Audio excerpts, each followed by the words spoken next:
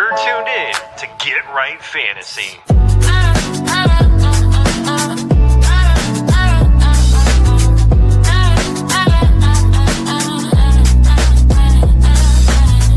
Hey everybody, Adam Rank here. What's up, friends? Daniel Dopp here from the Fantasy Focused Football Podcast over on ESPN. It's Fab, so you're Michael Fabiano from Sports Illustrated. You know who you can trust? If you've got some questions about your fantasy squad, Want to check out a cool show on YouTube that'll help you get ready for the fantasy football season? check out the Get Right Fantasy Network. Check out the Get Right Fantasy Network. If you are not subscribed, what are you waiting for? You want to lose your league? Head on over to YouTube. Check out the Get Right Fantasy Network because they're doing everything they can to make you a better fantasy player. You got to get right with the Get Right Fantasy Network.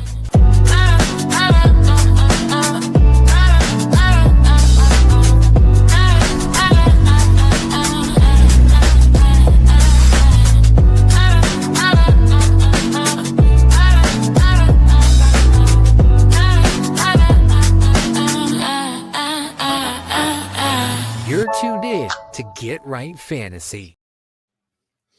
What's going on, YouTube? What's going on, friends of the show? Welcome in to Get Right Fantasy Network. It's our Friday night show. Let's answer some live questions, talk some start sits, and as always, you got hosting the show, Kendall Vanderbilt over here of the Fantasy Football Tavern, and my good buddy, you know him from Chicago, big Bears lover over here, the one and only Evan Sather. Evan, how we doing tonight, my friend? Great, Kendall. Great to see you guys again, too.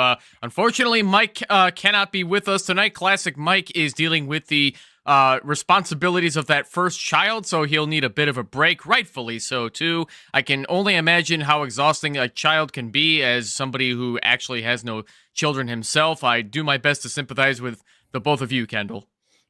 Hey, we appreciate, man, all the T's and P's we can get out there, man. We certainly need it. But yeah, be thinking of Mike as him and his wife enjoy their wonderful new baby. Hit him up, slip him in DMs. Maybe he'll show you some very, very adorable pictures. But yeah, he's gonna be such a good dad. I always look at him. He's got such dad energy when he wasn't even a dad quite yet. So I think he's gonna be awesome. Well, hopefully his lineups don't suffer. I can tell you from personal experience, I tend to have my kids during the fantasy, like later in the season or the playoffs. Despite being very sleep deprived, you do have reasonable amounts of time to like check your phone, and family knows to leave you alone. So he should be pretty sharp, have a little extra time. We'll have to see. Make sure to get those questions in. If you can't stick around too long, but you would like an answer to your question, make sure to hop into our Discord. It's free. It's awesome. Good community. Super wholesome, a lot of degenerates in there. But we're often in there answering pretty in-depth, a lot of text, a lot of opinion. Good place where we can answer your questions if you can't make the entire show. So we appreciate it. Without Mike, we do not have a big, long slate of injuries to go through because I'm a little bit lazy and I did not prep the sheet.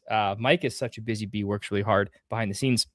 So that being said, me and Evan have a pretty categoric knowledge of what's going on in fantasy football, having to set our own lineups, trying to win a couple titles. I know my redraft season could have been a little bit better. Maybe that's like a lightning round topic. Like what's your, I'd love to hear, cause I know I'm having some early regrets to the point I'm on the other side of it in redraft. I knew by like week 3 where I messed up and I've had to live with it since then. I can be at peace with it. I think I made enough good calls. I didn't have a bad year making calls. My middle rounds were awesome, but I knew I made some mistakes. Evan, let's while we get some questions in the chat, in your own leagues, in how you drafted, we'll go redraft. This is mostly a redraft show. What were a couple of the portfolio-wide, nailed this, missed on this? What were some of where Evan was right, where Evan was wrong in redraft? So maybe this sounds a bit too cocky to say, but I don't believe I truly made any like genuine mistakes in my draft when I grabbed everybody that I did. I suppose the closest one I can think of in my 10-team PPR league is drafting Baker Mayfield as my QB1, which he did have the hot start, so I didn't feel like I was wrong right away. But with the state of the Tampa Bay Buccaneers, thank goodness somebody dropped Dak Prescott, because I was able to get him when Kyler Murray was not working out, because Kyler Murray decided that he's too good to work hard in the NFL, and as he's paying the price as a result, they're not rushing to get him back out there, the Cardinals. So at least I got Dak Prescott. I punted a little bit at at wide receiver in that draft. This league let me have all these amazing running backs between Devon Achane, Saquon Barkley, James Cook, Travis Etienne.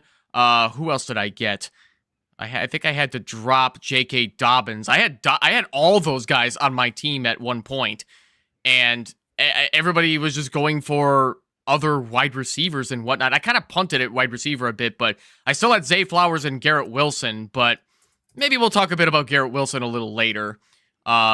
My 18 PPR redraft league, I don't really feel like I made any big mistakes in that one either. I just had a lot of matchups just not work out. And that's just the way it goes sometimes, you know? Yeah, sometimes you got to win the lovely award of most points against. She's a cruel mistress, that one. That'll get there. Well, hey, I'll just let you know. You know, the crazy thing was, and I don't know if this happens to you, sometimes I had it for the first time this offseason where I spent my draft season, I should say. I spent more time than I ever had in history analyzing the draft for Dynasty, trying to figure out draft strategy for redraft. But you spend so much time like locked in that world and looking at every analyst's stuff out there, kind of sampling what you like and dislike, comparing your own thoughts against it. You get so familiar with the trendy players that by the time the draft rolled around, the actual draft, I like sat back, had a beer, and hated every cool pick that I liked.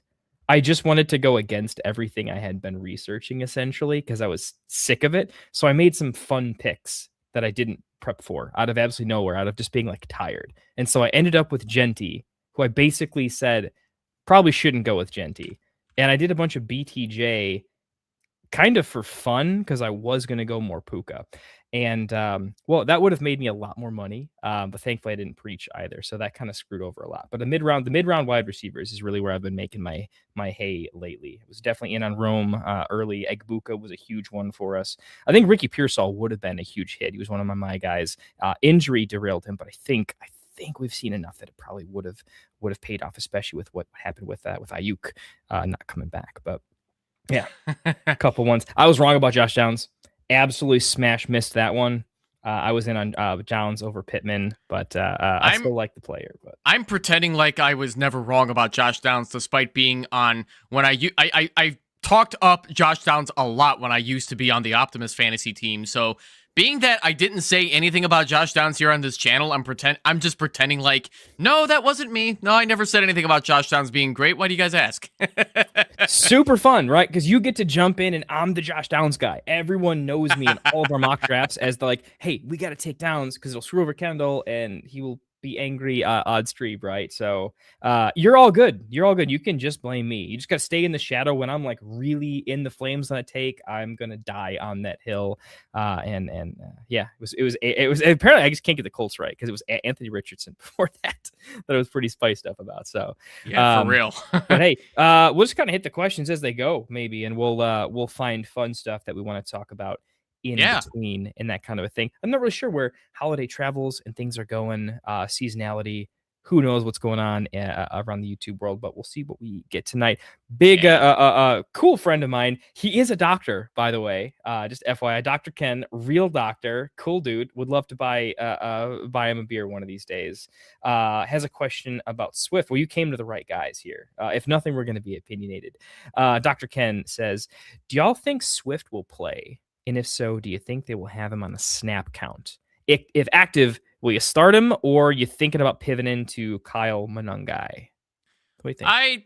So I'm not concerned about DeAndre Swift at this point. He usually always has a ticky-tack injury, like a groin pull. If I'm not mistaken, I think he had a groin issue too last year, and he played through it all. So no, I'm not concerned about Swift. I think he'll continue splitting with Kyle Monangai, depending on game script. They're gonna have quite the interesting time trying to break down that tough Green Bay rush defense. Being that they've actually gotten good at stopping the run, which the Packers were not good at stopping the run in the past. They finally got good at it over the last couple of years, but they suck at defending the pass, so that will be fun to see how many guys we can target in this offense with no Rome Odunze and no Luther Burden. So, no, I think DeAndre Swift will play. Yep, I agree. He has a history of playing through injury versus letting the injury kind of play him. He's playing better now that he has real competition. So I think the looming threat of every snap I'm not on the field gets given to someone else probably puts a little bit of an extra fire under his belly, plus the competitive season they're having. No running back in an NFL team that's ranked number 1 in rushing in the NFL is going to know. Like, DeAndre Swift is the RB1 on the best rushing team in the NFL. He probably wants to hang on to that. This is the best he's looked in a long time. This is the most valued he's been looked at, broad spectrum, both NFL fans, fantasy fans, right, in some time. I don't think I don't think that's lost on him in a big matchup. What Chicago Bears player doesn't know, like, this is the Packers matchup? I expect both teams to play incredibly hard against each other. Like, out of all rivals, like, these are Midwestern teams that, like, forget the media and the press. Like, they're going to go to war and forget the outside world exists during this game. And it's why people that aren't like NFC North guys still love the Bears Packers rivalry and think football is better when the Bears and Packers are both good and playing each other often. Definitely. So, and you know what else helps too?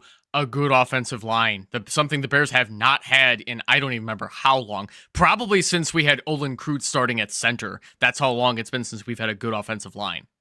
Yeah, wow. Yeah, it's been, what's that, the Matt Forte days? Yeah, like the tail end of the beginning of the 2010s. I think it's been at least 12 or 13 years since we last had a good offensive line as a whole unit. And that's been helping Swift and Monungai tremendously.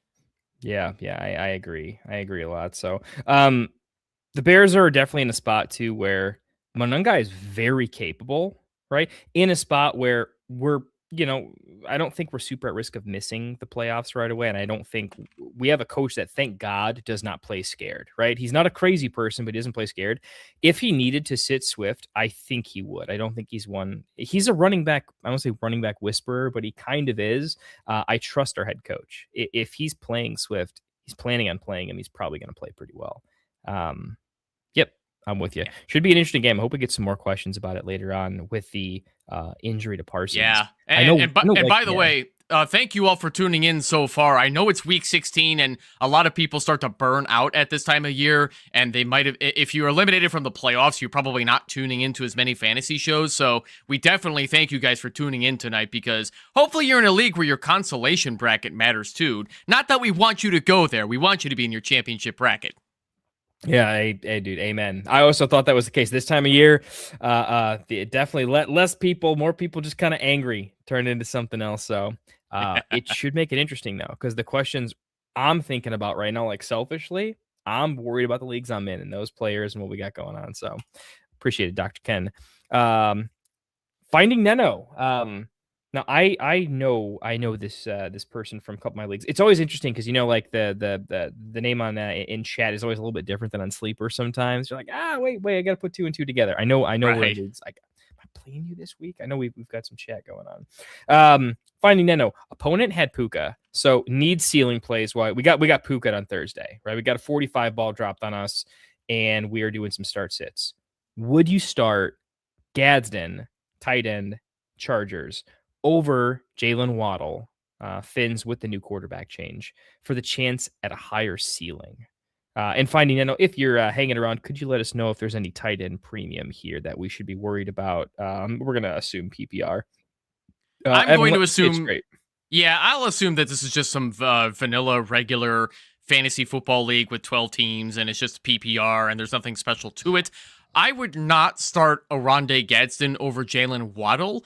I know that everybody's starting to freak out about Quinn Ewers, but let's be honest, Tua Tagovailoa was not exactly doing a good job hitting Jalen Waddle either without Tyreek Hill out there.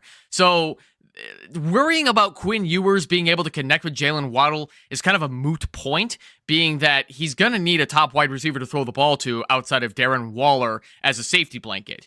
And Ewers does not look that bad out there. In the limited action he's seen way back on week 7 against the Browns when they were blown out by the Browns, he connected on 5 of 8 passes for 53 yards, and that was a ball about all we could get out of 21% of the snaps. The offensive line sucks, so he'll have to hurry up and get rid of the ball, and that's where Devon Achane is going to come in, where The Cincinnati Bengals are not exactly good at stopping the run or stopping the pass, unlike the Cleveland defense. Well, not that Cleveland's defense is good at this point in the season, but they were good to start off. Anyway, yeah, I'm fine with Jalen Waddle over Oronde Gadsden, being that there's just too many mouths to feed in that Chargers offense. Gadsden is definitely the future at tight end in this offense, but we got to wait for guys like Keenan Allen to retire, and we got to see what the Chargers want to do with guys like Quentin Johnston in the future, and Ladd McConkey looks like he's there to stay, so this is not exactly the Gadsden year, but you can make a case to flex Gadsden if you don't have anybody better on your bench as like a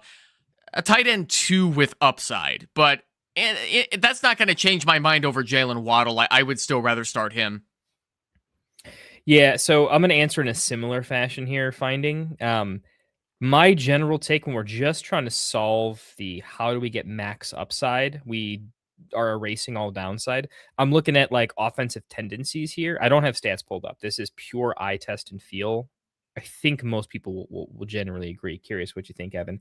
I don't see the Chargers as a team. Herbert historically has liked tight end. He throws a lot more touchdowns to him. But in recent memory this season, in the red zone, I think they've gone many other directions. Outside of like, you're not seeing a lot of, random tight end 2 touchdowns or this and that. They like the run game a lot. Clearly, I mean, Hampton back means he has got such a huge percentage of the red zone looks with it inside 10. Ladd's got a nice eye for it. Again, your too many mouths thing is also, I would negate that if it was one of those, like Dallas Goedert sometimes feels unstartable, except for like he's outrageous in the red zone. Occasionally we have these tight ends who are just touchdown mongers, right? And Gadsden doesn't seem to be used that way. He seems to be used more like an athletic wide receiving weapon mismatch guy at tight end where he can make the middle of the field work, but not so much working as a red zone weapon. In fact, when I remember watching him, I kind of made this mini prediction in my head and thought from a dynasty perspective, I should have this in my head.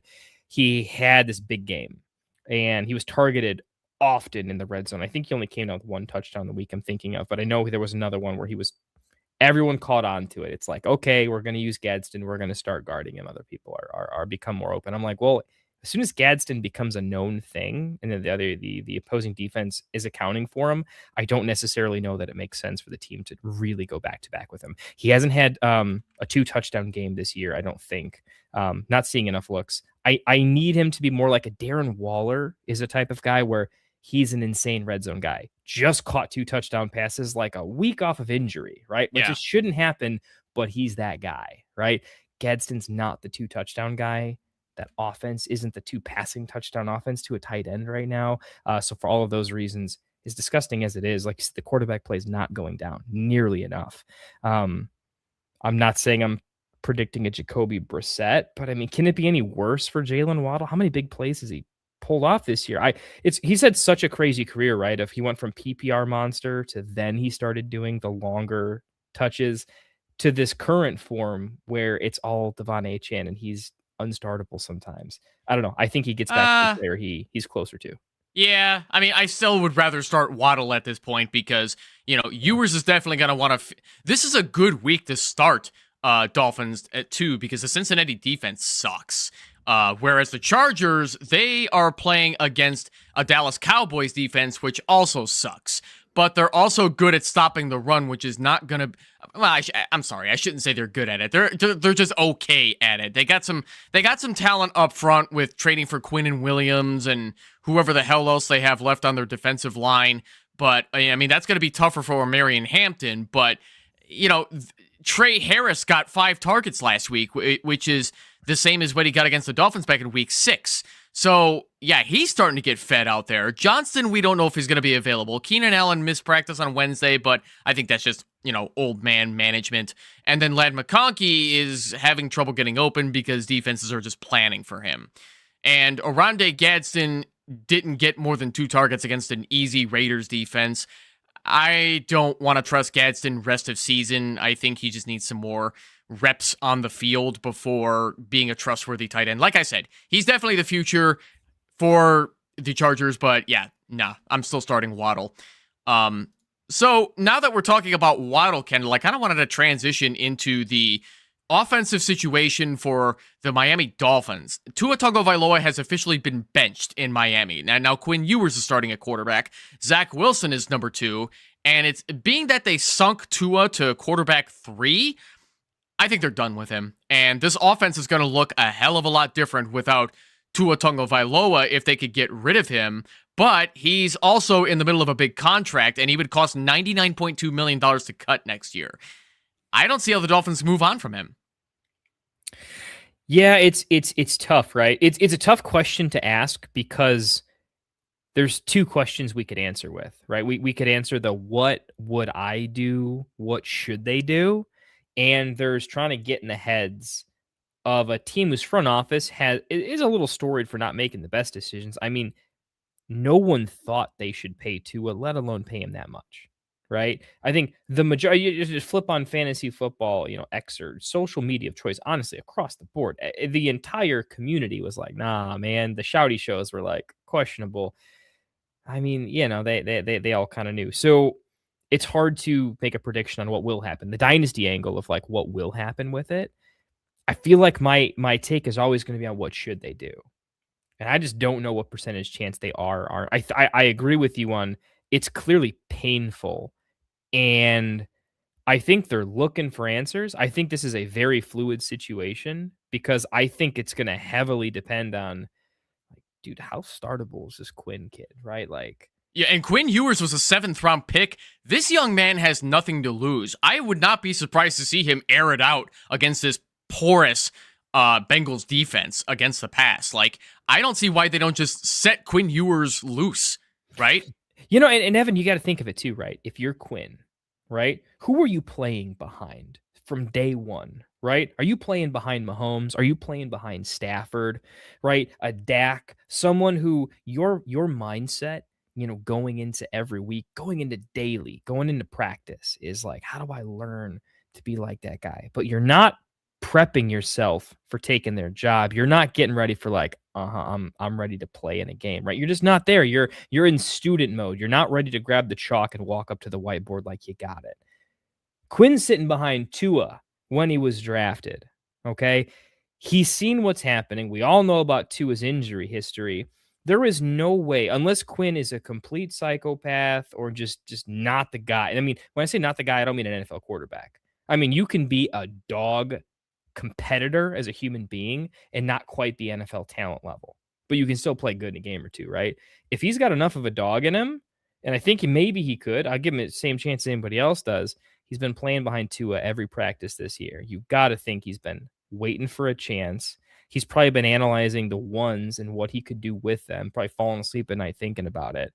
If anyone's got a chance, maybe he's going to make some bad mistakes, but can he make some big plays too? He's got enough guys to do it. I'm not going to say, oh, you've got the guys, right? You've got all the weapons. You don't have nothing, though. You got like the fastest running back I've ever seen who catches as many balls as Christian McCaffrey. You got a top 10 NFL draft pick in Waddle, who is quite good on any given day. He's good when he plays, right? Just sometimes he's injured, which is half the time, but he's healthy right now, today, right? There's enough there. We'll see. I'm curious. And they're playing a team that honestly is falling apart too. So could be. I love that I brought up this topic and then all of a sudden, 5 questions. And I'm like, dang it, I really wanted to talk about this, but we got to get to these questions too. I mean, that's why we're here. Yeah, no, you don't want to talk more Dolphins and really bring the energy up? Yeah, no, let's get it. What's up? I blame Perk. Full PPR, as always. Flex 2. Pick 2 out of 3 here. Breece Hall, Jacoby Myers, or Brian Thomas Jr. So 2 guys, same team, and Breece Hall. We got a Flex 2, full PPR. I'm going to let you go first because I need to think about this for a bit. Yeah, so I'm just going to talk it out loud a little bit. I haven't liked Breece's, just his overall share of the offense. They seem to be very hardcore pivoting to trying out their new weapons, seeing what they got. His snap share's down. His usage is down. When they're losing, the targets aren't there. That's huge for me. This is PPR, and PPR when I have a questionable running back, right? That's not auto start level. And I have serviceable wide receivers, tend to lean to the serviceable wide receivers. He's got to worry about less if they're consistent target earners. At this point in time, I do think they're both consistent target earners. I know BTJ was shaky, but he passed the eye test and on the field with Jacoby. He is playing well, so is the entire team. So Jacoby's my easy in, and then I'm between Brees Hall and BTJ. I think I'm just going Jacoby and BTJ. Like Brees has to like score 20 out of absolutely nowhere, and he absolutely might. Maybe I'm being dumb here, but I think the Jets are so bad that I'm just. What are the chances that Brees Hall gets vultured at the goal line? I think it's pretty high. I think they've got other running backs they could use. It doesn't have to be Brees. And for that reason alone, the fact that they might just not give him the goal line and there might not be any goal line to be had. Yeah, you know what? I'm not thinking of the matchup. I just now realized, I mean, they have the Broncos. I mean, this is legitimately the Broncos. Why wasn't I thinking about the Broncos at first? That's bad for BTJ. Jacoby is still in for me. BTJ is not consistent against the NFL's best. He can get rattled. The QB can get rattled. I don't think that's something that's worth mentioning in a team that has a running back now. Yeah, it being the Broncos could absolutely destroy this game. I'm not going to bet on Trevor Lawrence against the Broncos for any pass catcher. It's a Trevor Lawrence against the Broncos situation that's going to tie break it for me to Brees Hall. And I'm not thinking of points per game, just to let you guys into my personal philosophy. This is more of I try to think in terms of tiers, and I feel like there's similar tiers for me, but Brees is going to get a tiebreaker in how I'm looking at this tier with the defensive matchup and what that could do. I don't know. Do you agree? I know I kind of just waffled and changed my mind mid-pick there, but it's a tough question because these are not ideal matchups for any of these players. I blame Pierce. So I lean more toward Brees Hall and Jacoby Myers because they are facing a Saints defense that just can't stop anything. So this should be a lot easier for Brees compared to Jacksonville, who are surprisingly underrated at stopping the run. So being that the Jets are in the mess that they're in, I don't think Brees is going to lose his job unless his knee injury is worse than the Jets were leading us all on to believe. But I think I have to go Brees and Jacoby to play it safe, being that this Denver secondary is no joke. And I could see Denver blowing out the Jaguars to cap off week 17 because I don't hate the Jaguars, but I think Jacoby Myers is the preferred start over Brian Thomas, being that their cornerbacks are just too tough. So I want to go Brees Hall in there, and then if I have to pick a wide receiver, Jacoby's doing better with Trevor Lawrence than Brian Thomas Jr. is. So those are my options. I hope it works out for you. I blame Pierce. Yeah, I did too. So we ended up agreeing. And I'll just end with this. I think there's, I don't know, Evan, maybe you agree.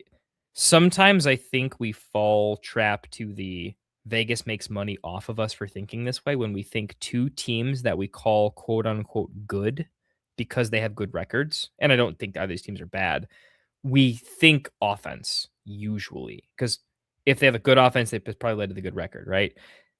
I see plenty of worlds where these defensive oriented teams, the Jags, the Broncos, this could absolutely be, a field goal fest, a defensive fest. The Broncos played one on Thursday night, a couple weeks back, where I forget who they played, but it was just one of those. It was like the dirty, grimy, no one from fantasy did anything game in typical Broncos fashion. I could see that happening again. And I could see it happening with in this Jags game where all of a sudden the offense stalls for both. I know that's not a great Jacoby take, but I do think the Broncos defense has shut down better players than anyone here. So help. Can I list the DraftKings odds right now? Jacksonville at Denver is 305 Central on Sunday, and they have Denver at -3.5. So they think it could potentially be a relatively close game, which would go into your narrative, Kendall, about this being a field goal fest. Yeah, because you think it could be more. If they're going to keep the margin low, yeah. 3.5 still tell. I think it should be closer than 3.5. Honestly, that's kind of interesting. Interesting, but yeah, I think we still end up in the same spot. Jacoby's the best wide receiver here.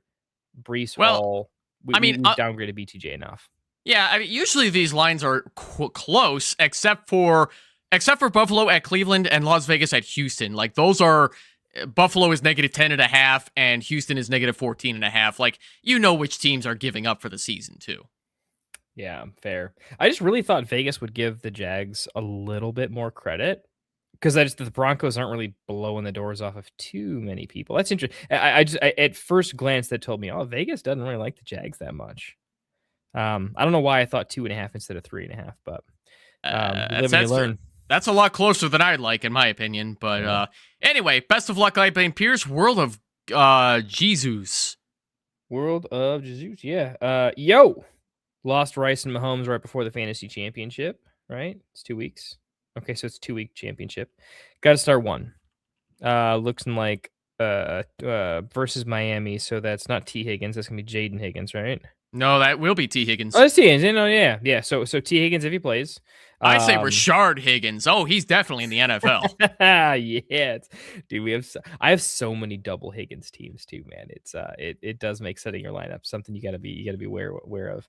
Wandale versus Min, Justin Jefferson versus the Giants. Got to start one here. So T. Higgins, Wandale, Justin Jefferson, lost Rice and Mahomes. So probably playing for some upside is what I'm saying. It sounds like he's a streaming quarterback. So probably losing some PPG there. And Rice means we're dipping into the bench a little bit early. So probably we'll give it a little bit of weight towards upside in your pick. So I will say that an early answer for you. I'm hoping this is a PPR league, just because I personally don't believe in anything less. But I think you have to try and start all three if you can. So, but you have to start one in this case. I don't know what the rest of your team looks like, World of Jesus, but if you have to pick absolutely one, your best bet, I think, would be Wan'Dale Robinson, being that he is the wide receiver one in that offense. And the Minnesota Vikings cannot stop the pass. They have one of the worst secondaries in the league. They're not far behind the Dallas Cowboys in how awful their secondary is. So if you have to pick one, I got to go Wan'Dale here. I never thought I'd ever say that, considering the talent that T. Higgins and Justin Jefferson have. But if in an ideal team, I would love to start all three of them. So I think I'm maybe a little bit more. I've got a spicy end take here, but the first thing is T is not in consideration. You can't start T. He is a breath of air away from being out of this game. They're out of playoff contention. It does them no good to like be on the side of I'll let him play. I mean, he could be like a sneeze away from not playing the rest of that game. It's a suicidal play to start T. Higgins. Even if they say he's totally fine, bullshit. It's T. Higgins. Anyone who's owned T. Higgins in chat absolutely is with me on this. And this is a hell no. We've been here way too many times before. I have owned him for years. I have lived this life. And I know the Bengals better than I ever thought I would because of owning this damn guy. And I was big on Chase Brown. Me and Phil were the biggest, like, seriously, Chase Brown's going to win leagues. And it's one of our best takes we've had. You know, Kendall, I was just about to make a really bad I hurt my ribs joke after a sneeze, but somebody in the chat probably has done that before. So I don't want to be the jackass here making fun of somebody that I can't see. Dude, that's fair. That is totally fair. But anyway, that's just my, like, T owners out there. I'm pivoting to literally anybody. And I'm not kidding. I'll go John Mechie over T. It's just you cannot start T. Higgins. You can't. John Mechie, holy shit. Dude, T. Higgins for me has a 50% chance to score less than 2 fantasy points. That's just my honest opinion. Even against the Baltimore, even against Miami's secondary? Even against a college football team. I mean, it doesn't matter. It's the fact that he is, when you catch the ball, unless you score a touchdown, you are tackled, right? I said he is a sneeze away from being out. He has to be tackled by a 250-pound NFL player in order to be taken down. I don't like the odds that he survives that hit with his current record and how little the Bengals seem to give a shit. You know, the Bengals as a team don't seem to care about their players. I wouldn't be surprised if the players stopped caring about the team. You know what I mean? Like, there's such bad vibes around that game, that situation. I'm not about it. Burrow doesn't want to play football anymore. That's kind of a problem. Who says Burrow stays healthy and plays the rest of that game? There's just a lot of, like, I'm out on T. If he has a big game, fine. I'm out. That being said, I would agree Wan'Dale 99% of the time. I'm going to call it, though. Are you going Jefferson? I'm going Jefferson. I'm going Jefferson for one specific reason. I'm a Dynasty guy. Dynasty guys believe in a couple of things that are just above all stats, follow the money. It talks, right? End of season, out of playoff contention teams. This is a big lesson for a lot of people that don't play Dynasty a lot too. Look at the contract incentives. You cannot Google this. There's no good site that does it. No one pays enough to pay anyone to look this up. You just kind of have to know. In Dynasty circles, you just get tribal knowledge over time. Justin Jefferson absolutely has contract incentives for 1,000-yard seasons, this and that's all baked into all this stuff, right? The team, I believe it was a press conference. Don't know if it was major or minor, but I know they said it was a big. And if they didn't say it, I would still be doing this take. I didn't need to hear the press conference. This is something I'm looking at specifically when we talk about like Aaron Jones for the Packers is someone I'm leaning towards starting because of the veteran incentives and the team wanting to make sure their veteran leaders get theirs and get their contract incentives. They're going to get Justin Jefferson or they're going to die trying to 1,000 yards because it's embarrassing for him not to. And I'm telling you, he could have 18 targets. He might catch 7 of them, maybe. But I think they're going to do everything in their power to not care about winning the game, but care about taking care of Justin Jefferson. I have a feeling it starts this week. So World of Jesus also clarifies that that their starting lineup has 2 wide receivers and 1 flex. They have Michael Wilson in the other wide receiver spot and Travion in the flex, which leads me to wonder, who the hell are your running backs, my man, if you have Travion flexing? Wow. Yeah. Whew. I mean, a 10-team gets that way, man. Or 12-team when you just smashed, right? We're on round 2 of the playoffs, right? So all these teams should be windmill smashes, right? Sometimes lucky, sometimes skill, hopefully both. Yeah, shoot, man, that's super tricky. Well, I was going to say I'm going Wandale, Kendall's going Jefferson, and you've got Achane and Chase.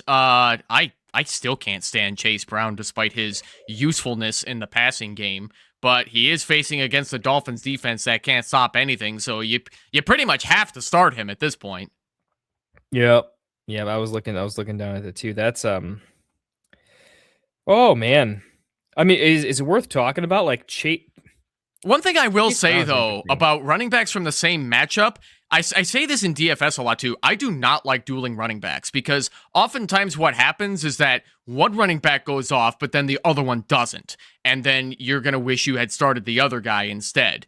And it's not often where you have both running backs prevail in a game like this. But being that it's Cincy and Miami, where both teams are already out of the playoffs and neither one can stop the run, I think it's fine to start Chase and Achane, but under normal circumstances, I do not like dueling running backs. What do you think, Kendall?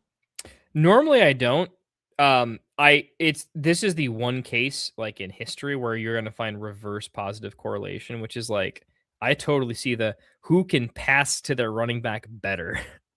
Like I very much think that both of these teams are going to have 7 to 8 targets for their running backs because they pass through the air in this fashion. And I actually think it's a weird way where like one team does it, so the other team's going to do it and try to do it better. Like I really do think it's why I do agree that Chase Brown probably over Travion, just because I think Chase Brown's going to catch just a million passes from Burrow. Burrow shouldn't be trying to take hits. He should be checking down. Like Burrow should. I don't think Burrow's really thinking about the deep shot. I think the check down makes more sense for him. The team should be telling him to check it down versus taking a season-ending hit or something crazy. Achane's the only thing in the offense. Yeah, I like it in this particular case. Agree with you. Wouldn't always. I don't want to get too deep into it. 10-team, like we have to split hairs with great teams. Yeah. We just can't go deep on 10-team. No matter what we pick, it's going to be a really, really hard decision. So anyway, you got my spicy Justin Jefferson take. Eventually, he's going to have a good game. I'm calling it this week. I'm just throwing it out there. Normally, I'm a big Wandale guy. If you go Wandale to be a little safer, I ain't going to hate you for it. Let's get on to Galaxy Pickers. Good friend of the show. Love seeing him on here. Hope you're having a great Friday night, my friend. Picker says, nervous about Woody Marks for his flex spot. Should he stick with Woody if healthy? Or should he go with Audric Estime, Diggs, Coker, or Goddard? He already had JSN and Cody Parkinson play. I am perfectly fine with flexing Goddard because he gets enough volume in this passing game, and he is somebody that Jalen Hurts wants to feed, which he has shown throughout most of this season. Started the season with 7 targets, 9 and 11 in weeks 5 and 6. 6 targets in week 10, 10 targets in week 14, and then 7 targets in week 15. And this is against a Washington Commander defense that is pretty much depleted. They can't really stop a lot anymore. So you can absolutely make a case to start Dallas Goedert over Woody Marks. Houston is not really going to have a difficult time running the football, and especially if they get up early over the Raiders, they're going to have to feed somebody the football. Woody Marks is not necessarily playing 100% either, which has me a little worried because he's definitely playing through that ankle injury. So if you have to go with somebody else over Woody Marks in the flex, I'm going Goddard here. It's close for me. Goddard was my immediate, probably the most consistent. It helps that he's got a really nice red zone usage. Sometimes in these situations, pickers, right, we can default to the RB1 fill-in because there's that touchdown correlation, and oftentimes that's enough. But Goddard really has that high touchdown correlation. He's a big red zone target for the Eagles. And he is big. Galaxy Pickers also mentions that the opponent played Kyren Williams already and also starting Shug at quarterback. Didn't know if starting Estime could cap that possible upside. No, I don't think starting Audric Estime is a good idea unless you're absolutely out of running backs to start. Estime is just not that good of an NFL running back. I don't care if he's playing the Jets defense. He's going to be probably splitting a lot more carries with Evan Hull than he should be. And I don't think the running game for New Orleans is going to be good. If Estime falls in the end zone, hey, cool. But he doesn't have enough talent and upside to make me want to start him over somebody like Woody Marks. So I got to say, go Goddard. The other unrelated thing I'll tell you too, Galaxy Pickers, every time I see your avatar, I know it's a clock with a cool background on it, but from a distance, it looks like a hamburger from like my peripheral vision, and it always makes me hungry. So just wanted to tell you that for the record. Oh man. Yeah, I'm with you. This is a close one for me, to be honest. The only thing I'll say is I don't think I'm going Woody Marks. I'm actually pretty seriously concerned for the injury. I'm also concerned that I'm not like super nervous about Jawar Jordan, but I'm nervous enough that they have other backs they can go to, and a second back now that's proven. Woody Marks was already not scoring enough touchdowns or getting enough passes. He was a volume play, so he should Tony Pollard at some point get in the end zone and break a big one, right? The challenge is now you're starting to spread it a little thin. They got options. They should exercise them. They should look at them. They have. Why would you give a guy who we're questioning is actually going to play 20 carries? It just doesn't seem like the smartest thing for a defensive-minded, smart head coach to do. So I really think that the Woody Marks upside is pretty much gone, whether he plays or not. It should be there. But I own Woody Marks everywhere. I've researched all the matchups, and every matchup he should smash. He just kind of does okay. And their O-line's bad enough that they tend to kind of need this quick passing thing where if they really need to get a touchdown or get a first down, they just can't get it on the ground. They know it. So if they can lean more towards the quick passing game, I think they're going to try to. So I'm anti-Woody Marks. I'm with you. Estime has not been a great NFL running back. I'm local here to Notre Dame, so I've plenty heard of Audric Estime before. I think he's in a decent spot, to be honest, where he could get heavy volume. And much like the Devin Neal had a couple of touchdowns where it just kind of happened. I do think he's actually in a pretty good spot. I've never been an Evan Hull guy. I had him in a few spots in Dynasty because I had to as a handcuff situation. I paid enough attention to him to know that over the years, he's really not an NFL back. I don't with what I know of Evan Hull, I don't see him as a viable steal touches away from Audric Estime player. It's not a pro Estime take, but it's more of a tough part is I like Devin Neal. I played Devin Neal, picked him up, advertised him on the show because I thought he'd be good with the situation. I like Devin Neal more than I like Audric Estime from a scouting perspective, right? So I'm not saying Estime is good. I just think the matchup's a little bit better. Goddard has to be safer on a better offense, though, right? So I'm going to go Goddard. If you need... I don't want to waffle 100 times. I'm just going to say Goddard and Estime are like an actual razor thin coin flip for me. I'll stay in the flames with Goddard. Part of me is thinking no team is going to do Goddard back-to-back double touchdowns in the end zone. They're gonna guard it. They're gonna look for it. So that has me wanting to pivot. Goddard's probably fine. The chance that Goddard scores you 10 points is just too high. Estime has to get in the end zone to get more.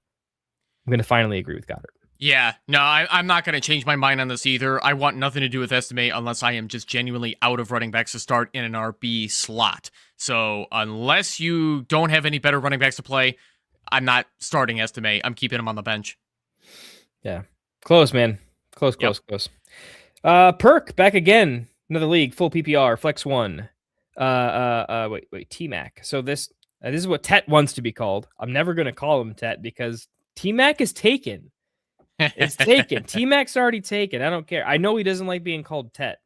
That's totally fine. My kids don't like waking up on time. And you guys are like, about the same book. All right.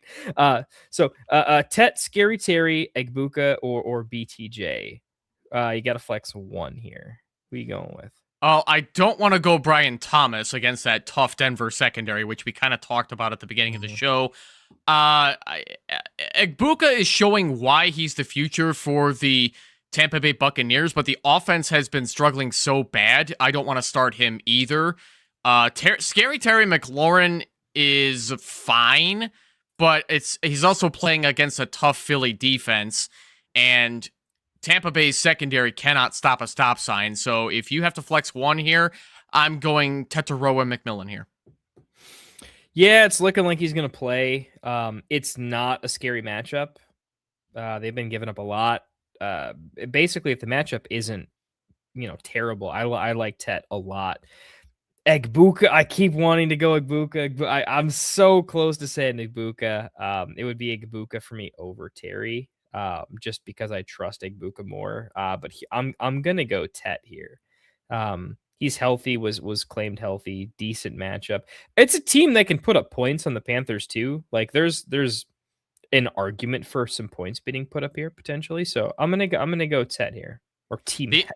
The NFC South has a lot more at stake in this case, so you can definitely count on the Buccaneers and Panthers to be playing their asses off so that they can clinch that division. And the Panthers are super hungry for it too. They have been embarrassing their NFC South opponents when keeping games a lot closer and beating them when they should not. The Panthers are looking a lot better. McMillan is him. I think he's definitely the stud that the Panthers are going to be thrilled to have for the future for Bryce Young. So I'm going him. Galaxy Pickers, you have a great holiday too. Thank you so much for tuning in. I blame Pierce. I hope that agreeing on T-Mac helps you out here. Wishing you for the best too. Love it. Dr. Ken got another one for us. Looks like we already touched on it a little bit, but we'll finish it off here. Are we really trusting Estime? We'll get most of the work and should be a good flex. What does most even mean in this case? Like 10 carries versus 3? Like, I don't really give a shit how much work Estime gets because even against a bad Jets defense, it's not going to be that good to the point where you have to prioritize him. So I am not saying he's a good flex. I think he is a reasonable flex if you are riddled with injuries and you cannot start anybody else. But I'm not prioritizing Estime, and I stand by that. Dr. Ken, let me clarify here because I scouted Estime pretty heavily. I know more about him than I want to. And again, I'm a big Kyron guy because Notre Dame. I got a soft spot for my guys from Notre Dame. I like him a lot, man. But here's the thing: Estime can't catch passes. It's not his thing. Devin Neal can catch passes. So will he get most of the work? Absolutely. If I were to give the straw man case for Audric Estime, it's that he is a bruiser. And this is a team that can lean into that, where he's a guy that he can find a way to get 4 yards a carry. He can find a way to move the chains. I think he's a decent rusher of the football. He's just limited in scope and what he can do, right? And he's not really threatening in the same way that like a well-rounded guy like Devin Neal can, right? So because you are pretty much leaning on a pure rushing total, I mean, I would be surprised. 2 targets is the tops of what he gets in my book, right? That's kind of putting him at like Kyle Monangai with a lower red zone chance. So I just don't think it's enough. It's enough upside, right? It is a decent matchup, and I think he's going to get. I actually think he's probably going to get 65-70% of the carries. I think it's more than 60-40 is what I think. He will dominate carries in my opinion. But I think somebody else is going to get the receiving work. It's just not it's not as good of a good matchup. I think It's going to be Evan Hull, and we're going to hate it. Yeah, well, like let me give you a comparison, right? Like I actually like the Michael Carter as a play for the Cardinals because he's a guy that always gets 4 to 5 targets in addition to his very mediocre run game. But if you were telling me, right, Michael Carter, would you really consider Michael Carter as even a pickup if he was just flat out not involved in the passing game? I don't think so. I think we'd look at him as like not even a 10-point a game guy. We look at him as more 8. So it's the pass catching ability from these. What are we going to do? The team's got to do something. You just got to be out there on third down in addition to some of the runs. And speaking of Michael Carter, can I tell you something wild? Yeah.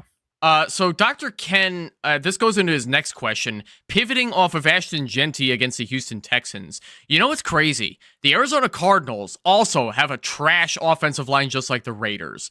Michael Carter, on 80% of the snaps, went 14 for 56 against Houston and caught 4 of 4 passes for 38. He actually did well against Houston's tough defense. So in an ideal world, I would say no, I don't want to pivot off of Ashton Jeanty, but being that the Raiders seem to be completely clueless on how to even use Ashton Jeanty, even with Chip Kelly fired, I can see why he would ask the question.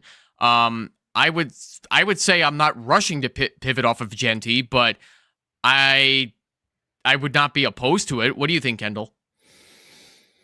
Yeah, I mean, I'm asking myself the question, were there some guys where I'm like, how many lineups do I got to set today and look at them again? Like it's just one of those, like, do yourself a favor, don't overthink it. I am thinking about it with him, but let me get like the simple way that I'm framing it for me is Jeanty is a pass catching weapon for this team. He is holistic weapon. He's had games where they're looking for him multiple times as a receiver in the red zone, right? So scary defense, low implied team point total, all those things, right? Relatively disappointing season. These are all valid points, right?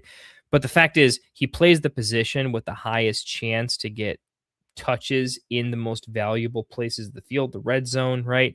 And they're just using him everywhere. So, I think you're not excited. You're only looking to pivot off of him if your lineup is so stacked where you're in that, like, I've got a team or two that's in the playoffs right now where Jeanty is my second flex, right? I'm looking between like Harold Fannin. It's a 0.25 tight end premium. I've got Wandale, right? I've got a bevy of pretty good tight ends. I'm looking at Xavier Worthy with Rice out, right? I'm looking at like, dude, my flex 1 and 2 is just chalky, bro. Like it's, like I barely made the playoffs, but I'm going to put a seismic hurting on this league, forever forgetting I was in the league. This was the like, hey, you forgot the analyst this year. I'm going to beat the shit out of all of you. I came back for a vengeance, man. I'm going to get personal. I'm going to win this damn league. That's where I'm looking at that situation in a typical standard, your average 12-team league. Not really. You're trying to get too clever at that point in time, right? I'll give you one example here, Evan, right? Like, one of the, like, man, we've been super in and super out and then back in on them. It's the Denver wide receiver too. I just like blanked on his name here, but there's guys that can kind of really run hot and cold. When they're running hot, you think about them. It's Ashton Jeanty. You're gonna go Jeanty here. He might disappoint you, but there are a few people in your flex that have a 22 plus point ceiling as a ceiling in general. You got to go for it. Yeah, I have to agree with you too. I'm not benching Jeanty over Ramondre Stevenson, Kimani Vidal. Those are now backup running backs who are going to see inconsistent volume. Vidal has been seeing like lead back volume for the past couple of games, but they want to make sure they don't damage and ruin Omarion Hampton in the NFL period. Hampton will definitely start to see an uptick in volume being that he just came back from a major fracture. They don't want to ruin this poor kid. So 16 and 17, I think they're going to get Hampton a lot more involved. Vidal, I don't want to trust anymore as an option. Stevenson, no thank you. I don't care how much work he gets alongside Travion Henderson. I got to go Genty here. Because if Michael Carter can make the Texans defense look a bit silly, so can Genty. Even though it's the Raiders, they suck. I get it, but they got nothing to lose. They're going to roll Genty out there. Yep. Love it. Hey, Galaxy Pickers, just to finish up, I'm sorry I couldn't throw this on screen when you were talking about it. I like that you were thinking about it too, that the incentive idea does not get enough play. It's really a dynasty only conversation, but it should get talked about more as a redraft. Just think about it. It's not talked up. This is one of those I would love for one of the statistics based shows with a team I really, really trust. I love the guys over at ETR. If they want to run some models on this, I would trust them quite a bit. I hope they do at some point in time, this incentive idea thing. Evan, you know of somebody here. Shout out Establish the Run. We love you over there, especially because they have an Evan over there too, which is a great name. That they do, man. Yeah, if we ever get a chance to even be in their circle of influence, I'm such a fan of what they do, who they are, day in, day out. Great people over there. But I like you don't have to be a stats-based guy. If you want to be Manalytics versus Analytics, it's good to have differing takes. But I think if you want a show where they're players, they're ballers, but they lean towards the stat model, I think it's a good place to learn. So hey, we shouted other cool shows, man, because we're hanging on here. We're friends. There's better professionals, but we're glad you're here with us. Interesting idea. Diggs for me. Diggs is doing the team a favor. The team's not doing him a favor. I really feel like that team is on a different level, and it's also old school Vrabel. He will award his senior players, but I don't think this is payback Diggs time. This is the Diggs. Do you want to be part of something special? Because something special hasn't happened yet. It's happening. It's got to keep happening, right? I don't think that team even remotely goes that direction because they're beyond playoff bound. They're hoping to be Super Bowl bound. So they have to stay locked into a mindset that very few of us ever experienced days where you're that, pressure filled, right? I just don't think they're that way with Diggs just yet. If they win more, right? If they get to a point where it's like this game's a throwaway, maybe we can get Diggs over the hump, then we're there. It's too thin. There's too many games that matter. They just lost. That's going to be hanging over them more than getting Diggs fed. I think keeping Diggs healthy is more important than keeping Diggs hitting his incentives, I think, to be honest with you too. Sure. So just wanted to bring that up real quick. Let's get into some more start sit questions here. And then because it is one of those, hey, we're pretty much all title bound here. We're not going to get super crazy amounts of questions. So maybe we can finish this out, have a talk or two, maybe call it a night. So last call, so to speak, from the tavern here. Get your questions in. If not, throw them in the Discord. We're going to get to them.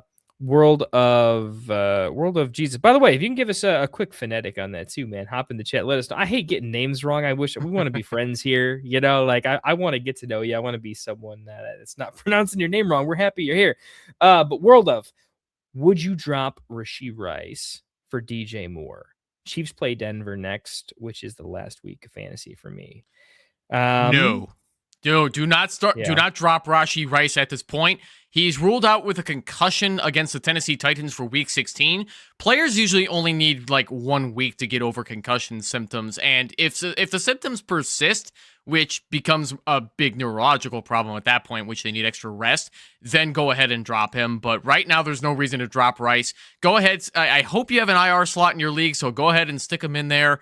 If DJ Moore is on your waiver wire, please go get him. But at the same time, if you're stashing like 2 quarterbacks in a 1 quarterback league or 2 defenses in a 1 defense league, like go ahead and drop one of those for DJ Moore. You don't need to hold on to multiple defenses because they're just too much of a dart throw to make it worth your while. So yeah, I'm grabbing DJ Moore if you got him. I'd like to know the rest of your lineup actually, and I think maybe you shared it with us. Maybe we can look up here. I mean, he kind of did. Yeah, they kind of did, but Yeah, is this the Travion Michael Wilson lineup? Yeah, because this is where he lost Rashee, he lost Mahomes. And then Achane and Chase Brown is the first 2 running backs. This lineup is stacked. Okay, here, because Evan, I was thinking in my head, like 9 times out of 10, this is absolutely not. He may have a point here. Only because when I look at his lineup, he needs to flex one between T. Higgins, Justin Jefferson, and Wandale, and this is without Rashee Rice. So Yeah. if you get Rashee Rice into the lineup, you're getting Rashee in over a presumably healthy T. Higgins, a healthy JJ, and a healthy Wandale. I don't know going against the Broncos defense with God knows how Gardner Minshew looks this weekend, or the chance that they just shut Rashee Rice down because they could have, that the Chiefs could have a top 10 pick. Like they're sitting at pick number 12 right now, but they're a team that has a winning culture. They don't need to win games. Who was talking about this earlier? I think was it Colin Coward? Maybe. I try to source the guys. I watch a lot of content, guys. I promise. I sample a lot. I try to give it when I'm sampling here. There's enough of a chance where I don't think it's crazy actually.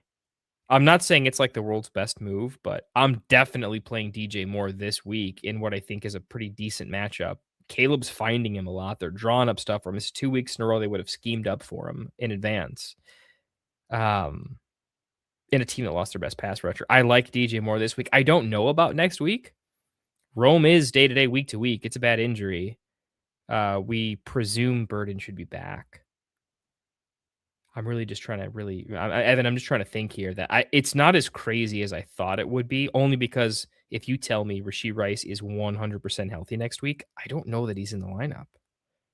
It's not Mahomes. I don't want to think that far ahead without seeing the rest of their team, being that, like I said, if you're holding an extra quarterback or an extra defense, you really don't need to. Just go ahead and drop one of them to make sure that you get to hold on to Rashee Rice and go get DJ Moore, because DJ Moore's going to have the better upside compared to that defense or the quarterback that you're just going to have on the bench anyway that you can't start. So that would be a pointless hold. I think his point is like, I'm definitely not playing Rashee Rice and DJ Moore next week.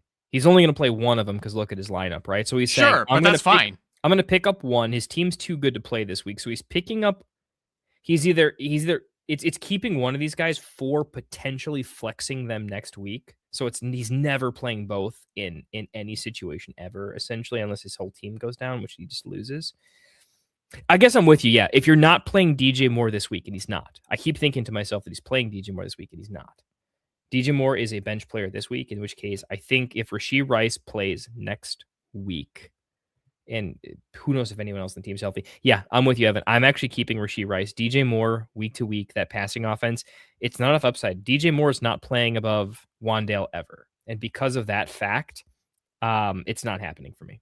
Yeah. Agreed.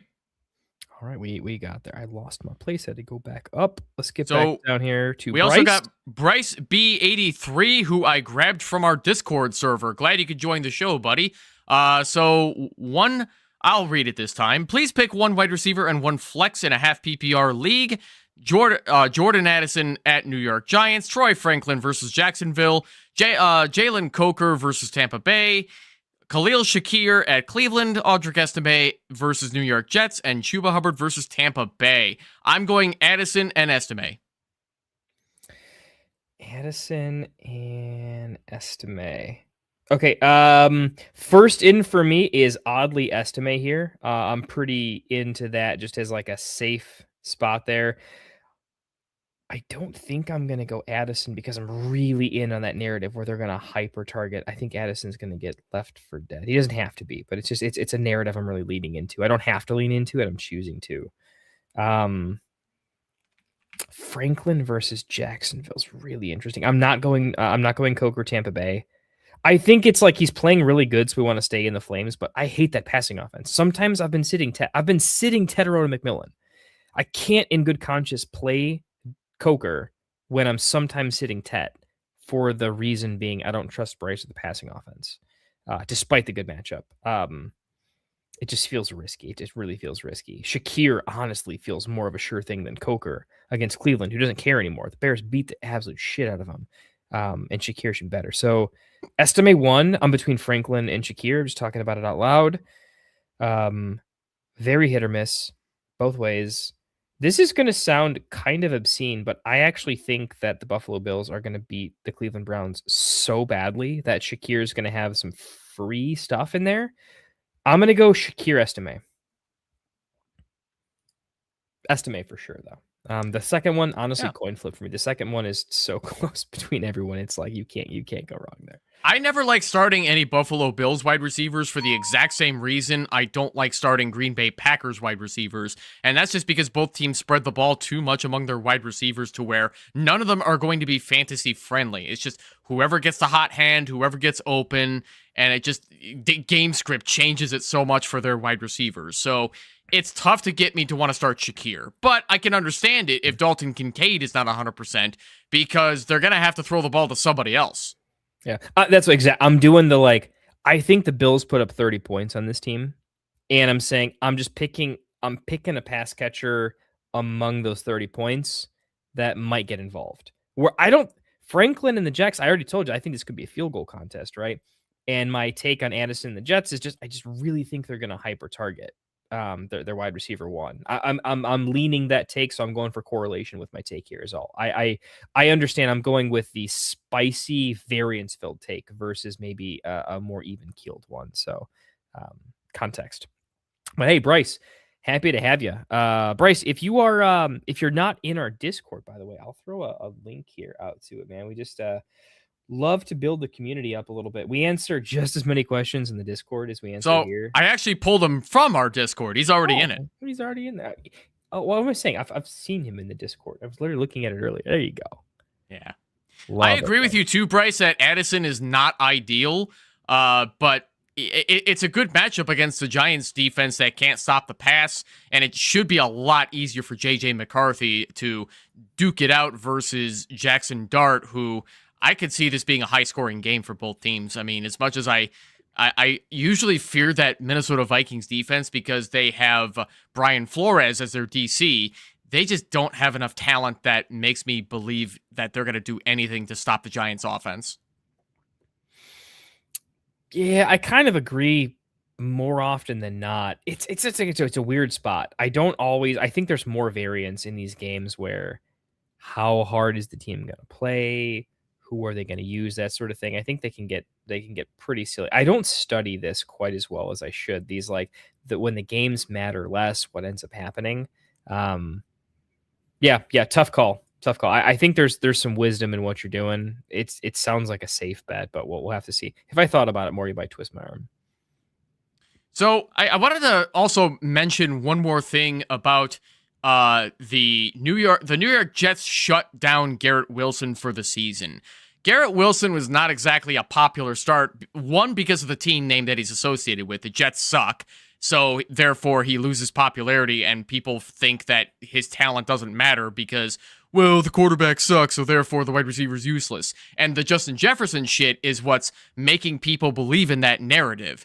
It's a unique situation that the Minnesota Vikings are going through where you could stick in a lot of backup quarterbacks and they're going to feed the top wide receiver the football.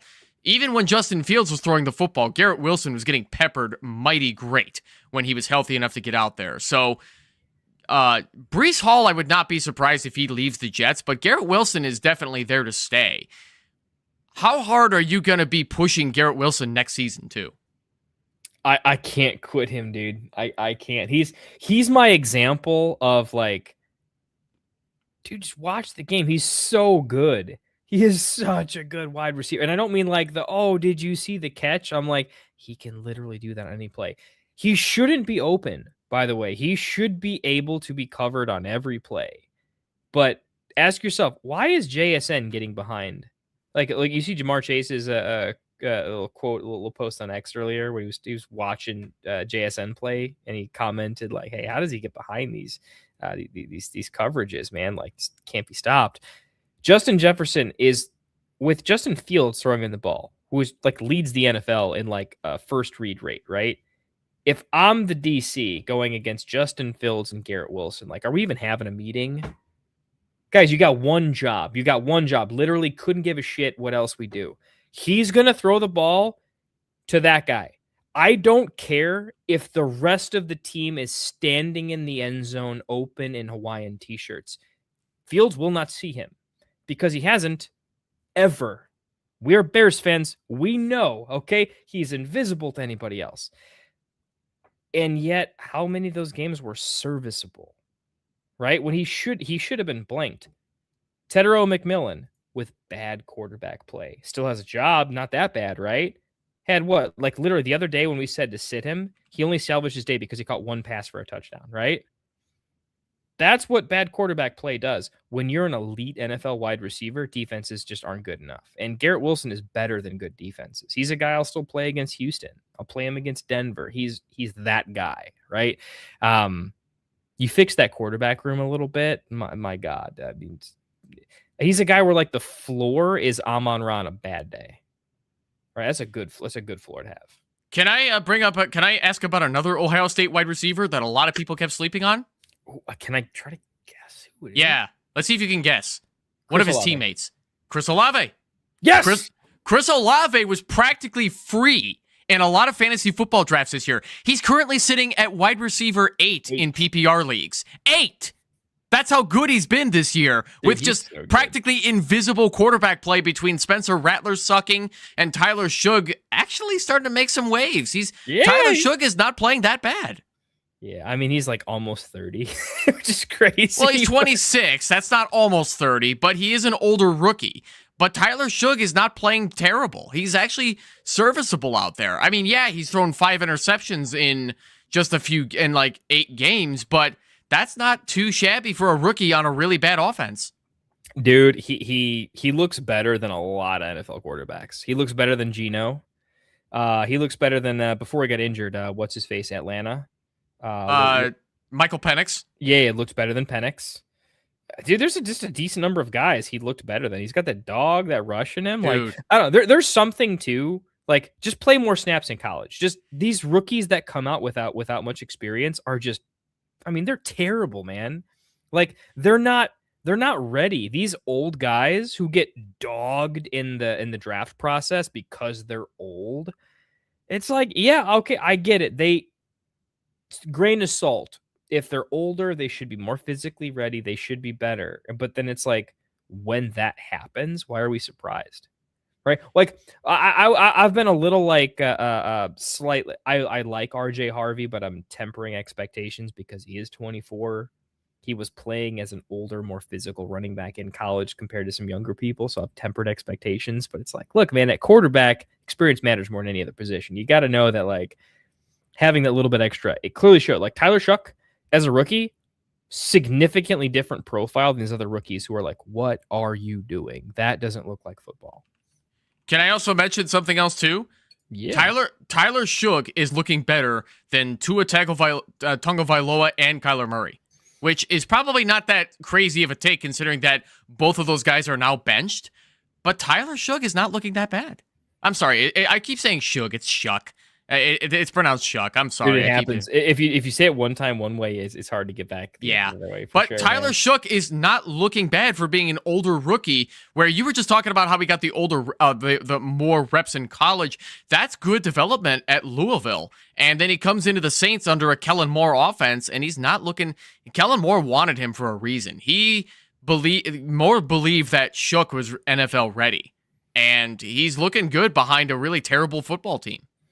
I mean, what a luxury! If you're them, you take Shugg, right? You're almost planning on having to take another quarterback, but you just got to start stacking them. They might have the luxury of saying, "Dude, I don't know that we need to, man. I think we can roll with Shugg and we can get ourselves a guy we're gonna have for 10 years." You know, like it's Shugg hitting is so huge for that team. Like they needed a break and they got it with Shugg. Like they can build around him. He'll be free forever and they can build around this capable player. You know, it's not it's a weak version of what Denver's doing. Nick's had a lot of snaps, right? But that maturity makes him super coachable. Him coming out of halftime with a coach that knows how to make halftime adjustments is a huge X factor, especially in the playoffs, right? So yeah, give me these quarterbacks that are a little older, man. I'm into Shugg. Bo Nix is 25 right now. He was 24 as a rookie. He's another example of an older rookie who's actually doing really well, even though on TV he looks like he's struggling. He's in a sophomore slump. He's not throwing 4 touchdowns every single game, but he doesn't need to because what he's doing right now is working for the Denver Broncos, even if it's not always QB1 volume fantasy football friendly. And he just threw 4 touchdown passes against the Green Bay Packers, which is hilarious that the Packers were just about getting ready to lose to, actually, wait, the Broncos did beat them. The Broncos did beat the Packers, which is hilarious to me. But anyway, yeah, that's like what we were saying. Like, everybody was dogging Bo Nix because he's an Oregon quarterback. He's 24 coming out of college. I don't remember if Oregon likes to run more than they pass, but yeah, Bo Nix is the guy. I think a lot of people were wrong about him. Yeah, I got to be honest. I'm not the anti-Bo Nix guy. Okay, there's guys that I hate, and I think a lot of people know who I dislike. I just think when Nix, like, I'm a Dynasty guy, and everyone like rushed to anoint Nix as this next best thing. I get it. I was an Anthony Richardson. I shouldn't be in this conversation. That's fine. I am ready to admit when I am super, super wrong. The theory made a little bit of sense, though. I just think Bo Nix is like good, not great. But I hate that everyone's calling him great right away. And I'm like, he's good, though. He's not great. And he's good because he's experienced and coachable and he can do things faster than these other quarterbacks. But I do think his ceiling is right there, right? Like Bo Nix and Caleb Williams are different species. All right. Bo Nix will forever dream about doing things that Caleb Williams does. It's not a fair comparison. But you put a good team around, good weapons, good coaching, you're going to do some good things, but you got to be experienced. We've seen rookies do nothing with good coaching. He's Absolutely. Sean Payton wanted him for a reason, and he's showing why he wanted him so badly. And yeah, Bo Nix doesn't have to play the same as Caleb Williams to be considered an elite quarterback. I'm not ready to crown any 2024 rookie quarterback as elite yet, because you really got to wait a couple of seasons to let them develop a bit and then see what they offer the NFL after that, which is, I'm not going to write off Bo Nix. I'm not going to write off Michael Penix. I'm not going to write off Caleb Williams. I'm not ready to write anybody off until they put in 2 full seasons. Yep. I'm with you there. Definitely with you. Lost my space in chat. Well, hey, looks like we got through all the questions. Evan, totally up to you. Is there any burning topics, players, takes, anything settling on the mind you want to get to? We pretty much covered everything that I had mentioned before the show, but the one thing I'll mention too is that in addition to the Saints running backs not being guys I ever want to start, I still do not want to start anybody from that Commanders backfield, whether it's Jeremy McNichols or Bill Krosky-Merritt. Chris Rodriguez might be missing a little bit of time. Even when Rodriguez was healthy, I did not want to start him, like, period, unless I just need a cheap option at running back in a DFS lineup. But outside of that, I don't want to start any Commanders or Saints running backs. Yeah, I'd say JCM, Bill, as the kids are calling him these days. Dude, he's just a different version of Audric Estime. Did he really? Burn. He really is. Take that, Bill lovers. He doesn't catch passes. I mean, yeah, he does average a nice yards per carry. He can tote the rock, but one-dimensional toting the rock is just not like an NFL skill set anymore, if that makes sense. Like it was a couple years ago. It doesn't seem to be super in fashion. The mobility of the quarterbacks, the ability to use fullbacks, the jet sweep. There's just a lot of options in the modern tool bag, and these bullish, like I can just go get it when I need to running backs, they have not been seeing success in mass for quite some time. So Bill, with the amount of passing work he's getting, he's just a full no for me. You got to have some pass catching chops, and he ain't that guy. Jeremy McNichols eating his lunch every time it's ever happened is a statement. So I'm surprised this week it fits perfectly for my random analogy, because Audric Estime is being talked up this week. Just like, Bill came through last week, right? But like the body of work, I ain't there for me. I'm with you on that. Shall we answer one more question from Bryce while we got him here? You know what? We shall. Mr. Bryce, why don't you read this one out, Evan? Pick one. Knicks versus Jacksonville. Dart versus Minnesota. Stroud versus Las Vegas. I think it might be between Knicks and Stroud. I currently roster Knicks and Dart. At this point in the season, I wouldn't say you need to roster any other quarterback outside of Knicks if he's going to be the one starting all the time. I can certainly see the case for Dart, being that he carries massive rushing upside where oftentimes he has to take it to the house because the Giants are just such a bad freaking offense. I'm sure Classic Mike would agree with us on that part.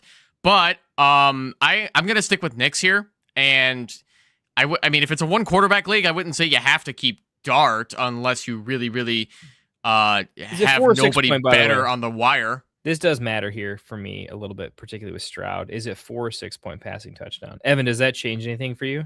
No, I don't usually get too hung up on the 4 or 6 passing point per touchdown pass. Touchdowns are too fluid for me to care about them as much. I just want to go off of passing volume because at least we know Bo Nix is capable of throwing more than 35 times. Yep. And that's not to say Jackson Dart won't, but those games are fewer and far between because he has to get it done with his legs. Yeah, no, fair point. And if he doesn't fall in the end zone, he's basically a mid QB2 guy. So you're Knicks, right? I am all in on Knicks in this case. Yeah. I am not a Knicks fan. I'm still Knicks in this particular spot. The reasons here are Minnesota, I think, is an underrated defensive unit. I like them. I think the Giants have been slightly overperforming in some cases, but Dart Same. carries elevated risk week to week. I mean, they're not performing offensively like a team that lost their generational wide receiver one. They're really doing a lot of work. I mean, Wandale's earning his keep. Theo Johnson is earning his keep. Tyrone Tracy, to his credit, is earning his keep in a place in a roster in an NFL where he might not be wanted for all that long. But I think it is recognizably overperforming versus what is to come. And Dart, he box score hunted last week very well. If you watch the game, most of those points were back weighted towards the third and fourth quarters in particular. He was having a really rough first half. That game did not have to finish the way it did. And he also did rush a bit more than I anticipated with the concussion stuff. So I'm going to shade Dart a little bit towards some of the unfavorable outcomes. Right. And I think just it's important, just while I'm going to answer a question, might as well give you some sort of an interesting take here. Not because I have to, but if I'm going to shade a player, right, sometimes it's just I have to shade a range of outcomes because something's prevalent. I'm not saying Dart's not capable of sealing outcomes, but you got to start shading it like a sports book will, where there's just enough that's pushing it one direction. This is poker; it's incomplete information. I've got enough where I can start to put some points against him. Stroud's good. It's hard to predict when that offense is going to pop and for what reason. Their defense can beat teams. Their offense doesn't need to do a lot. I do think they're going to steamroll Las Vegas. I don't think that needs to be on the offensive side of the ball. Their offensive line can be beaten by any defensive line. And that can lend itself to just not an offensive performance. Or the Texans are like the perfect team for like a random person to get the touchdowns versus the guys you want. Because sometimes that's how it can go. So for a lot of these reasons, I'm basically highlighting inconsistencies, and Nix has given us very little reason to doubt that he has a ceiling and floor combo that's a little more reliable, and he's not getting injured when he runs with his legs. So the chances he can do it more on the goal line are significantly elevated. Give me Bo Nix. Yes, sir. Yeah, that's about all I got on this. So Kendall, to close us out, what wonderful promotions do we have for the people? We don't have anything too crazy, actually. I've got to work on our verbiage a little bit. YouTube actually dinged one of our affiliated channels with we mentioned some of us said sports betting in the wrong thing, and so one of us got a warning because we mentioned sports betting the wrong way. So got some learning to do to figure out how to get YouTube's AI stuff off my back. But things to take note of. One, if you're out of the playoffs, we are going to be going into off-season content pretty soon. It's exciting. It's what we like to do. We're draft nuts over here. So I'd say there's never been a better time to get into our Discord. It's a good time to get familiar with us, figure out what analysts you like for what. Good time to get to know our Dynasty folks over here. We're going to be doing more Dynasty content. I think me and Evan are going to be doing some Dynasty stuff coming up here real soon. Not live, more pre-recorded, but it's still going to be good stuff, right? So watch it when you can. Hop in the Discord. We can chat it out a little bit. So that's to be coming up. We're going to be pretty Dynasty focused. It's more of where I'm at. It's more where Phil's at. I know Evan loves Dynasty. So we'll be looking to start talking about the rookie class, upcoming draft picks. So if you like us, if you like what you hear, you play Dynasty fantasy football, we're at a place where we're not answering 10,000 questions. We're not there yet. So we can give you pretty good attention if you want a little bit of a roster breakdown, what we do with your team in the offseason, that type of stuff. Really good time for it. So good place to join us. And we'll be doing way too early rookie mock drafts, that type of content coming up soon. So I don't know. Other than that, I just wish everyone a great weekend. Hope you guys, good luck to all of those that are still alive. Keep fighting. Get those questions in. Other than that, just really hope everyone has just a wonderful rest of their day, rest of their night, rest of their weekend. And Evan, can't wait to do this again with you soon. You know it. You guys all have a wonderful rest of the night. Hug your kids, call your parents. I will talk to you guys very soon. Cheers.